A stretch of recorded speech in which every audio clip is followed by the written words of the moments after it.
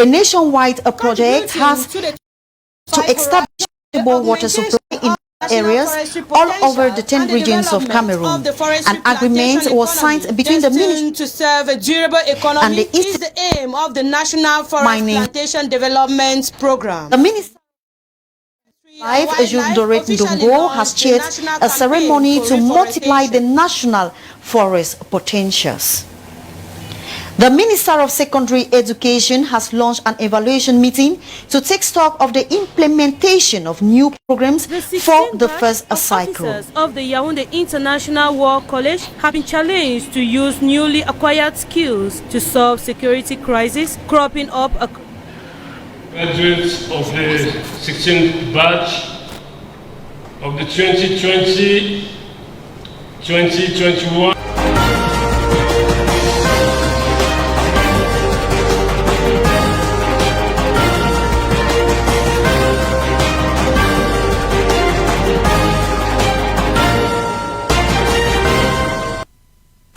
Thanks once more for joining us. Ladies and gentlemen, we are very sorry for the last start due to some technical faults beyond our control.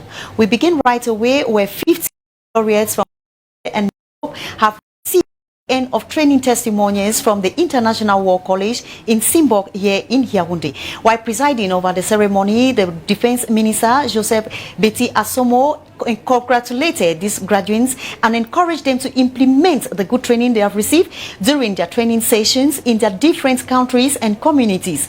In the following report, Ruth Fonyong says, amongst these 59 laureates, 2 are women. Her report. Academic year.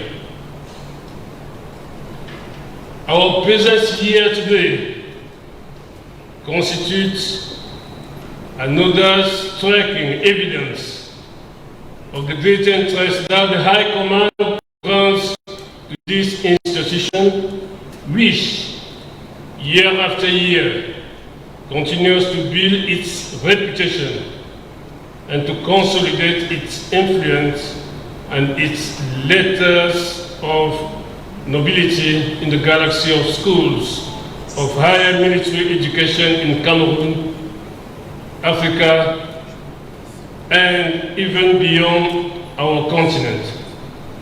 While congratulating the 59 trainees, with only 2 ladies amongst, from 20 countries drawn from Africa and Europe, the Minister, Joseph Betty Asomo, reminded them that it is now time to buckle down to work by putting the quality training received at the disposal of their respective countries and the international community. The content of the lessons given in this institution is carefully tailored to contemporary issues in Africa in particular and the entire world in general.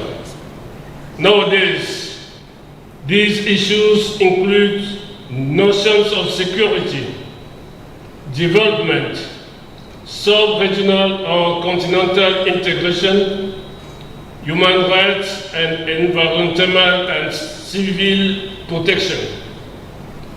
Despite the global health context, which continues to be strongly characterized by the COVID-19 pandemic, the Defense Minister expressed on behalf of the Head of State Cameroon's gratitude to France for its constant financial and human resource support to the Yaoundé International War College since its creation in 2005, saluting the quality of training, stating that it is adapted to prevailing security threats as cross-borders terrorism or globalization emerging. The 3-day discussion on sustainable peace and stability in the country, organized by the Conrad Adeno and the University of Yaoundé, ended this day at the Yaoundé Hilton Hotel. At the end of the 3 days, the regional director, Roland Stein, underscored the need to tackle political and economic crises frontally. Stephen Elangwe has details. These discussions, which kicked off on July 21, surrounded the battle between peace and war, which has held strong in the Sahel region and the sub-Saharan regions. these 3 very interesting, challenging days, I'm more than satisfied with the outcome and the output of the conference. The CIPODI program of the Konrad Adenauer Foundation is already envisaging and planning a follow-on event. Especially if we regard to the situation in the Sahel and the swap-over effects or spillover effects we already recognize today. Political insecurity, seen as a major issue in the region, triggered by the vicious circle of war invention and military intervention, it was pinpointed that durable peace can only be possible through unbiased reconciliation and dialogue. It is more than necessary to discuss about how to establish lasting peace and security for the African people, and to find a way out of the vicious circle where security forces intervention follows on invention, but no nation building and no enduring peace is established. In this way, the Konrad Adenauer Foundation and the University of Yaoundé too did that Cameroon and Sub-Saharan Africa are widely hit with political crisis, and thus inclusive peace framing is the only way out. We now talk education, where the Minister of Secondary Education has launched an evaluation station to take stock of the new programs to implement for the first cycle. The session was chaired by the Inspector General of Secondary Education, Professor Marie-Catherine Awonja. Geraldine Nasi completes the story. The syllabuses that were implemented since 2012 have been gradually implemented since 2013. Considering feedback from the field, the general public and acquired experience, the Ministry of Secondary Education thought it wise to evaluate the syllabuses of the first cycle of general education. I think that we see that after 8 years, you are most likely doing a summative evaluation. But it could also be a formative evaluation. You could also just be monitoring to see what is going well, what is not going well, in order to be able to take action to remedy that which is not going well. I say the last word is, what is evaluation? They say it's an assessment of the merit and worth of something. These two things, the merit and worth. The merit is how good something is in itself. The merit is it good in itself? Does it have quality? To assess the implementation level of the first cycle syllabuses in general secondary education was the general objective during this evaluation session for programs of first cycle secondary school teachers held this Friday, 23rd. The Ministry of Secondary Education. About this action, it is very welcome to me, because since 2012, as you are saying, is 8 years. It is time to take stock and to see where you are going.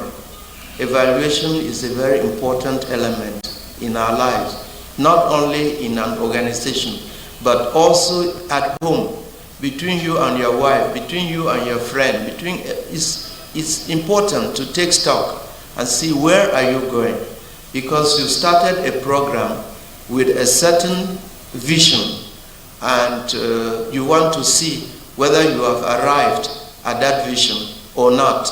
Within the framework of the Cameroon's education system stipulated in the 1998 law on the orientation of education, the Ministry of Secondary Education embarked on a review of its syllabuses since 2012, which had as final objective ensure the qualitative development of human resources capable of effectively contributing to the emergence of Cameroon by 2035. As part of government's effort to multiply national forest potentials in Cameroon, the Minister of Forestry and Wildlife, Jules Ndongo, chaired a ceremony this day at the Yaoundé Montphoebe Hotel. attended by some stakeholders. They were out to discuss on how to strategize to encourage and improve reforestation in Cameroon. Ruth Fonyong tells us more. Contributing to the 2045 horizon, the augmentation of the national forestry potential and the development of the forestry plantation economy destined to serve a durable economy is the aim of the National Forest Plantation Development Program. The Minister of Forestry and Wildlife officially launched the national campaign for reforestation. An effort to whom the private and community plantation forest development program constitutes the very purpose of its roadmap. Mutual fund, which ensured the translation, reproduction, and dissemination of NPFDP document and its summary.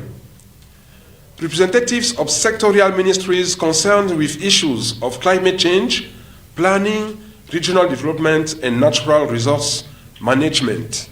With objective renewing the forest resources, 3 different exposés were presented and stakes, challenges and opportunities and various strategies to be put in place to attain their goals were elaborated. Cameroon committed itself to about 32 for gas oil effects concerning the fight against climate change.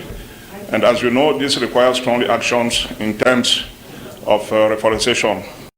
That's very important for the Minister of Forest and Wildlife to elaborate this new program to move forward with forestry regenerations and afforestation. What's to note is the fact that Cameroon intends under its forest plantation development program to plant 40,000 hectares each year. With the launching of the ceremony, the Minister Jules Doré Ndongo expects regional delegations to continue with the campaign. The ceremony ended with the handing over of documents written by some personnel of the ministry. A nationwide project to examine and establish potable drinking water in some rural areas in the different eastern regions of the country took place at the Jeka Palace Hotel in Yaoundé. In a bid to concretize these efforts, an agreement was signed between the Ministry of Water and Energies and the Institute for Geology and Mining. Elangwe has the rest of the story. The sitting was meant to launch a nationwide project for the supply of potable water in all 10 regions of Cameroon, held between the Ministry of Water and Energy and the Institute for Geological and Mining Research. It was aimed at evaluating the natural water resources across Cameroon and how they can contribute to the durability of water supply. This project will give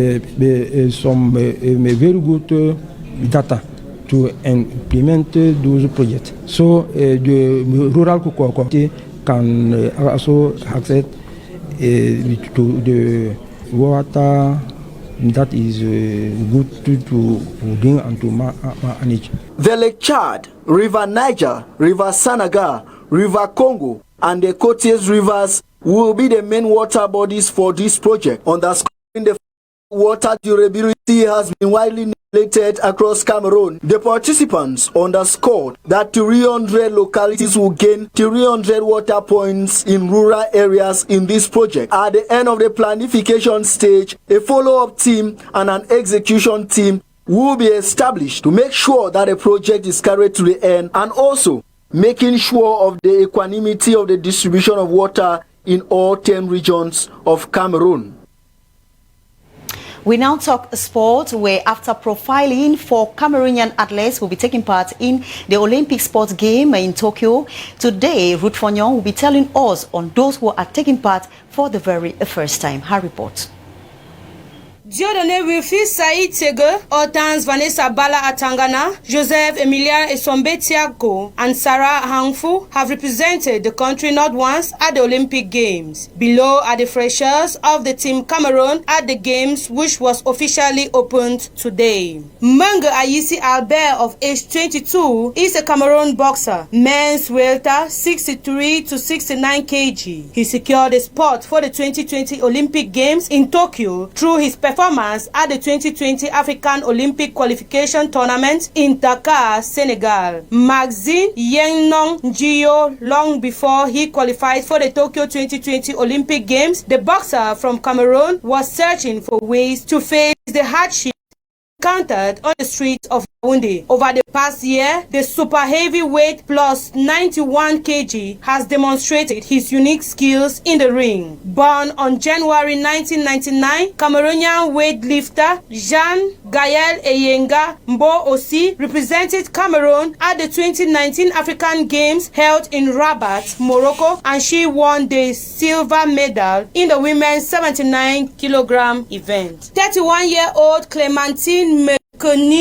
after a silver medal at the 2017 Islamic Solidarity Games in less than 90 kg, she won at the 2018 Commonwealth Games the bronze medal in the same category. As for Are Sophie Nantui, she was born in 1994, competed Olympic Games in the less than 63 kg. Cameroonian athlete Yves Charlie Jume Ehowe Epo, born in 1986, indomitable lion in the Tokyo Olympic Games 2020, is very ambitious. Emmanuel Eseme was born on August 17, 1993. He is a sprinter. In 2019, he competed in the men's 200 meters at the 2019 World Athletics Championship held in Doha, Qatar. Swimming Elizabeth Milanesi Nora, January 23, 2003 in Broni, Italy. She participated in the women's 50 meters freestyle. She plans to study for a degree in computer engineering after the Olympic Games. The aforementioned and the four experienced are the people representing Cameroon at the 2020 Tokyo Olympic Games in Japan. Ladies and gentlemen, it is with this note that we draw the curtains of our 6 p.m. Prime News over Camdis Television. But before we go, a reminder that the president of the National Communication Council, Joseph Chebuken Kalabuso, visited Camdis Television this afternoon. He was received by the Director General, Jacques Z. During his speech, he said that he's going to stand, that they're going to work in synergy with Camdis Television to make sure that the ethics and deontology of this noble profession is strictly respected. Have a blessed evening in the company of our programs.